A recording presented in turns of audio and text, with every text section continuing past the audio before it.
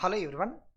In this video we look at the special cases in the first order reactions. In previous video we talked about the integrated rate expression for the first order reaction, and we have even looked at some sample problems on the integrated rate expression for the first order reactions. In this we'll talk about some special cases in the first order reactions. Now we'll begin with parallel first order reactions. What is a parallel first order reaction? If we have a first order reaction which is happening on two sides parallelly, let us say for example we have a substance A. It is decomposing to give B on one side.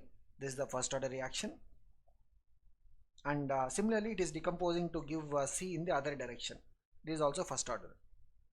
So as a result of it, what we will be having is the overall rate of consumption of A minus dA by dt will be equal to K1 into A, that is the contribution towards this side, plus K2 into A, that is the contribution towards this side. So we can take A common out, it will be K1 plus K2 into A. So that will be the overall rate of consumption of A. But if you look at rate of formation of B, since it is only be happening in one direction, rate of formation of B will be K1 into A. Similarly, rate of formation of C will be K2 into A, because it will be dependent upon the rate constant K2. So if you take a ratio of these two at any given point of time, the rate of formation of B divided by rate of formation of C. If we take a ratio, we'll have K1 into A divided by K2 into A. A will get cancelled because it is the concentration of A. dt also will get cancelled. So what we have is a small change in concentration of B divided by small change in concentration of C. This is going to be K1 by K2. And if we start with zero amount of C and zero amount of B, what we are having is at any given instant of time, small change in concentration of B to the ratio of small change in concentration of C will be K1 by K2. If we start with zero amounts of both the substances, then at any given time, what we will see is the total amount of B to the total amount of C ratio will be K1 by K2. So this is about the parallel first order reactions. And the other kind of scenario we can have is sequential first order reactions. Now what do you mean by sequential first order reactions? If we have, say for example, A which is decomposing to give B, the rate constant here is K1, it is a first order reaction, and B in turn is decomposing to give C, this is also first order. When we look at what is the rate of consumption of A, it is going to be K1 into A. But if it comes to B, B is a product for the first reaction. So as per the first reaction, what we see is B is a product, and for the second reaction B is a reactant. So in the first reaction B will be formed, in the second reaction B will be consumed. So rate of change of B concentration will be equal to K1 into A, because it is getting formed from the first reaction, minus K2 into B, because in the second reaction B is the reactant. So this is how we will have the change in rate of change of concentration of B. And what we see is over a period of time, initially it will be increasing the concentration of B, and after that it will be reaching the maximum value, and then it will start declining. So we can even find what is the time it takes to reach the maximum amount of the B concentration, and it will be dependent upon, of course, K1 and K2 values. So we are not getting into the derivation part of it, but we can find out at what time the B concentration will reach maximum value, and it will be depending upon K1 and K2. And the rate of change of C concentration, because C is a product for the second reaction, so rate of change of C concentration will be simply K2 into B. So this is what we have in terms of the sequential first order reactions. So we are not getting into numerical models based on that. Maybe only in JEE advanced level we'll have questions based on this. Not even in JEE mains or NEET we will not have questions based on the sequential type of reactions. We may have at times some questions based on parallel first order, but not on the sequential. So maybe in the JEE advanced level problem section you can check out, we will cover some problems based on this. The other idea which is not quite popular in case of the chemical reactions, but this is popular in case of the nuclear decay. So in plus 2 physics we have the nuclei chapter. There we'll talk about the nuclear disintegration, and nuclear disintegration also follows just like the reaction that we are discussing here. It also follows first order kinetics. So there we'll be talking about average life and half-life. In case of our first order chemical reactions, we already talked about the half-life. Now we are going to discuss about what is the average life concept. So average life essentially is, if you start with initially A0 concentration, by the time we reach infinity time, the total amount of A is becoming, or the concentration of the reactant is becoming 0. And if you track the reactant amount, small amounts of the reactant are getting consumed over a small time interval. Let us see, for example, after time t, we take a very small time interval dt. In this, the amount of A consumed, let us say, is minus dA. So this amount has had a life of time t, and if we take an average of it, means we have to take minus dA into t, integration of it, divided by the total amount of the concentration of reactant, which is A0, and this is going to give us what is the average life. We are not getting into the derivation part of it, but you will see this anyway in physics. So here we'll just look at the final result. The final result will be average life is going to be 1 by k. So where k will be the rate constant. Remember, we already talked about the half-life. Half-life will be 0.693 by k, and average life is 1 by k. So thereby we have a relation between these two. So t half is going to be 0.693 into t average. Maybe we can remember this relation. This is not quite, this idea of average life is not quite popular in chemical reactions, but this will be very much used in the nuclear disintegration or nuclear decay. So here we are just trying to cover it as an additional area. Then while we are discussing about the differential rate expression as well as the integrated rate expression, we have been mentioning that for the gas phase reactions we can track the active mass. Instead of using concentration term, we can use the partial pressure. So if we have a first order reaction, let us say A is giving products, and for this first order reaction, let us say the initial concentration is A0 and final concentration after time t is A, and we have the integrated rate expression for this, which is 2.303 log of A0 by A is equal to KT. We even used this particular expression to solve some problems in the the previous video rather. Now instead of the concentration, if this is a gas phase equation, we can track the rate expression in terms of the partial pressure of A. So if Pi is the partial pressure of the A initially, and Pa is the partial pressure of the A at time t, now the integrated rate expression in terms of the partial pressure will be just analogous to what we have in the concentration terms. It is going to be 2.303 log of Pi by Pa, which is equal to KT. So Pi will be the original partial pressure of A, Pa is the partial pressure of A at a given time t. So we'll see that this will be very much analogous expression, and here the only thing that we need to keep in mind is that we are talking about the partial pressure of the reactant species A, because what happens is, while we are solving problems, we may be given the total pressure of the mixture, because if we have one of the, the reactant is a gas, means might happen that product also might be gases, so they may give us the total pressure. So we have to derive from the total pressure value, we have to find out what is the pressure of the reactant A, and in this formula we will be using only the pressure of the reactant. So initial pressure 2.303 log of P initial by P at a given time. So we are talking about only the pressures of the reactant.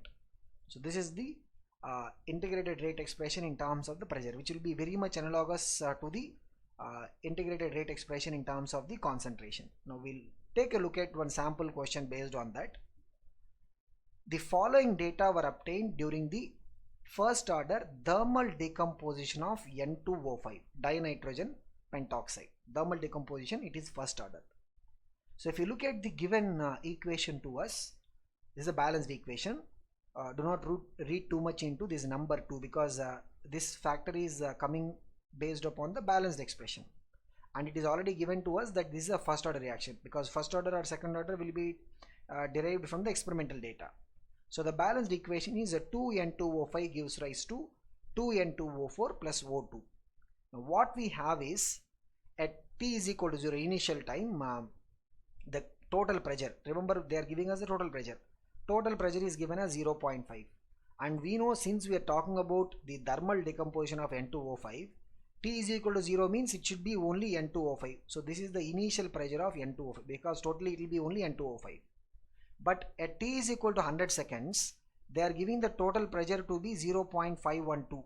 This is not just the pressure of N2O5. This is pressure of N2O5 plus pressure of N2O4 and pressure of O2 because these two are also available at that point of time. Now what we need to do is we need to find the rate constant K. So we are going to be using the rate expression in terms of the pressure. Remember what we discussed? Pi by Pa is equal to Kt. So where Pa is the initial partial pressure of the reactant, Pa is the partial pressure of the reactant after time t. So here K will be the rate constant, T is the time we are given. So before we use it, we know that Pi value is 0.5, time is 100 seconds, but we don't know Pa, the pressure of that reactant N2O5 at time 100 seconds. We know the total pressure. Just like the way we do in chemical equilibrium, we can track how the total pressure can be related to the pressure of N2O5. Like if you look at this reaction, what is given to us is 2N2O5 gives rise to 2N2O4 plus O2. Initial pressure of N2O5 is 0.5 atm. Initial pressure of the products will be 0 because we are starting with N2O5. If we take that the N2O5 pressure is decreasing by 2x, so the final pressure will be 0.5 minus 2x. And if you see as per the reaction, 2 moles of N2O5 on decomposition gives 2 moles of N2O4 and 1 mole of O2. So if you see, the pressure of a gas will depend upon the number of particles or number of moles. If here the decrease is 2x, then the increase here will be 2x because every 2 particles here we are forming 2 particles. And if we are consuming 2 particles here or decomposing 2 particles here, we are only forming 1 particle here, means the amount of pressure added in case of the O2 gas will be x. So what we will be having thereby is the total pressure will be pressure of N2O5 0.5 minus 2x, pressure of N2O4 2x, pressure of O2 x. So 2x and minus 2x is cancelled. Total pressure will be 0.5 plus x. Now from here, because P total is given to us, so from here the value of x is the variable that we introduced. X value will be P total minus 0.5, and we know that the pressure of N2O5 is 0.5 minus 2x. So what we'll have is pressure of N2O5 is 0.5 minus 2x, means 0.5 minus 2 into P total minus 0.5. So if you multiply it, minus 2 into P total, minus 2 into minus 0.5 will be 1. So 1 plus 0.5, 1.5. So what we have is finally the pressure of N2O5 will be 1.5 minus 2 into P total. And P total is given as 0.512. At that 100 seconds time, P total is given as 0.512. So what we have is pressure of N2O5 at that 100 seconds time will be 1.5 minus 2 into 0.512, which is going to be 0.476 atm. So now we have the initial pressure of N2O5 0.5 atm, the pressure of N2O5 at 100 seconds time, which is 0.476, and this we got by doing the analysis that we usually do in solving problems in chemical equilibrium. The way we track how the change in the concentration or pressure of one substance will affect the change in the concentration or pressure of the other substances by using a variable. This is the method that we usually follow in the chemical equilibrium chapter for problems based on Kc and Kp. So we are just almost repeating the similar kind of analysis. Now we just have to substitute the values in this formula. So what we have is K value will be 2.303 by T log of Pi by Pa. So 2.303 by T value is 100 seconds into log of 0.5 by 0.476. So what we'll have is if it is a question coming in competitive examinations, they would give us what is the value of this logarithm. Otherwise in board exam means we have to find out what is the value of the logarithm by using tables. So we'll see that using the logarithmic table, the value of log 0.5 by 0.476 will be approximately 0.0216, and if we simplify, the value will be coming as 4.98 into 10 power minus 4 second inverse. And like we have been discussing, for a first order reaction, the K value will not depend upon the concentration or partial pressure units. Instead of saying partial pressure unit, we could have said pressure unit. So the rate constant K for a first order reaction will simply be in terms of time. It will be time inverse. So in this case also it will be 4.98 into 10 power minus 4 second inverse. So this is what will be the kind of problems we will have on the reactions where we will be tracking the pressure. The only difference here is instead of concentration we will use pressure, and the little bit of complexity involved is usually they will be giving only the total pressure. So we have to clearly understand that the formula is for the pressure of the reactant. So we have to know what is the pressure of the reactant original value and what is the pressure of the reactant at a particular time. So if we need to derive it, means we need to derive it by using the analysis like the way we do in the chemical equilibrium chapters. Now the other important discussion area is what we call as the pseudo order reactions. I mean, here we are saying pseudo first order because this is a little bit more popular, but generally we can talk about the idea of pseudo order reactions. So what is pseudo order reaction? If we take the ester hydrolysis, like in this case we have hydrolysis of ester which is catalyzed by acid, it is going to give us acid and alcohol as the product. Usually the ester hydrolysis will be carried out in very much excess water. What happens as a result of this is, if say for example we'll just take some sample numbers, let us say the initial amount of ester is 0.101 mole and we take excess water 10 moles. If after some time t this is fully consumed, now we are only talking about the concentrations of the two reactants. So we can even try and talk about the concentration of products later, but we'll just first focus on the concentration of the reactants. So by the time it is fully consumed, 100% consumption, 100% change, the concentration or amount of water is just changing from 10 to 9.9. So the change is not very much significant. Now what will be the outcome of this? The outcome of this is, normally if we look at the ester hydrolysis, this is actually a second order reaction, means rate will be K dash into ester concentration into water concentration. But water concentration is almost constant, so we can take it like a constant and we can write the rate equation as rate is equal to K into ester concentration, where K will be K dash into water concentration value.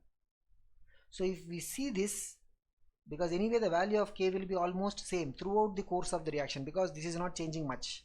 If you see this expression, what we'll say is this is like a first order reaction.